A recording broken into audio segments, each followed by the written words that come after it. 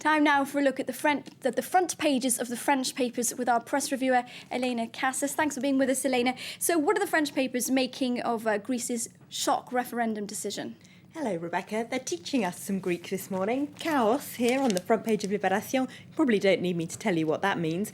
Inside, the editorial says, in the worst possible context, at the worst possible time, with the worst possible consequences for all of us, Papandreou is asking his people the only question that really needs asking. Are the people of Europe actually willing to be submitted to all of these austerity measures? They say for months now, governments elected by the people at best, and at the worst, international institutions that nobody elected have been telling the Greeks exactly what they should be doing with their economy, and it's time now to ask the people. But of course, if they say no, his political future is on the line. So they back him in this paper, deciding to call the vote, and is that echoed elsewhere? Well, the business paper La Tribune, if we have a look at their front page, has got a very similar one. They've even gone with the same Greek angle. They've got crash on their front page, which actually means fall in Greek, if you're not too up on that language. Now, inside, they've got a similar editorial saying that the paper itself finds it shocking that more national populations have not been consulted about recent developments in the EU, developing the EU and moving into this bailout. They say here in France, not even Parliament was consulted about this latest bailout mechanism, so it's only natural and normal that Papandreou should ask the people to vote.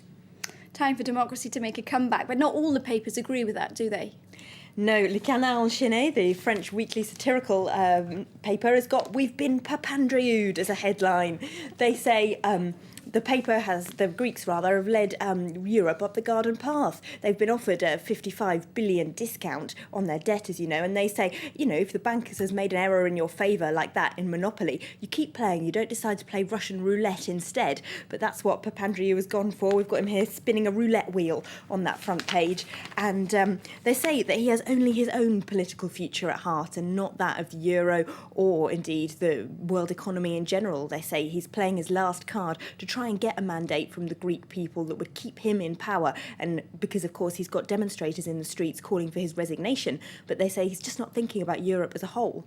But he is trying to clear up a mess that his predecessors made. However, that's not the only paper attacking the embattled Greek Prime Minister, is it? No, Le Figaro also accuses him of selfishness. They've got Papandreou, the man putting the euro in danger, on their front page, and their editorial, again, is very harsh. They say they should be looking at the wider European picture. They accuse Greece of having entered the euro on false pretences in the first place, of having falsified a lot of their economic documentation 10 years ago. They say Greece has demanded sacrifice after sacrifice from the rest of Europe. They've had all this money, and yet they're still trying to pull the whole project down from the inside because of their own selfishness. And what do the rest of the papers say that you have there?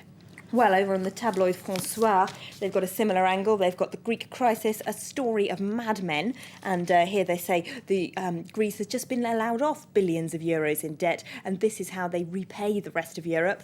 Le Parisien has got a similar angle. Their headline is the crisis that attacks the whole of Europe. And if we have a look at their cartoon on the inside, they've got Greece as a Trojan horse, again accusing them of having misled the rest of Europe, with Merkel and Sarkozy standing next to them. They're not let off criticism, though, by the paper. Sarkozy saying to Merkel, "I can't remember who let them into the euro." The answer being, of course, that it was France and Germany, even though they might not be too keen on the idea now. And over here at Le Monde, they've got another cartoon, which maybe is a little bit more sympathetic towards those Greek voters. It's letting you know how they might be feeling. Papandreou confronting this confused-looking voter with a referendum paper which says, "Are you for or against turning all of Greek's wine into vinegar?"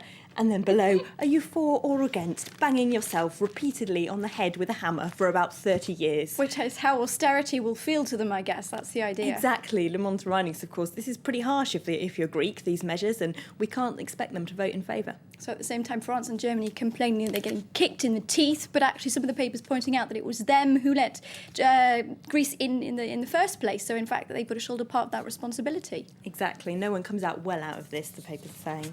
Thank you very much, Elena Casas, for taking us through the front pages of the French papers.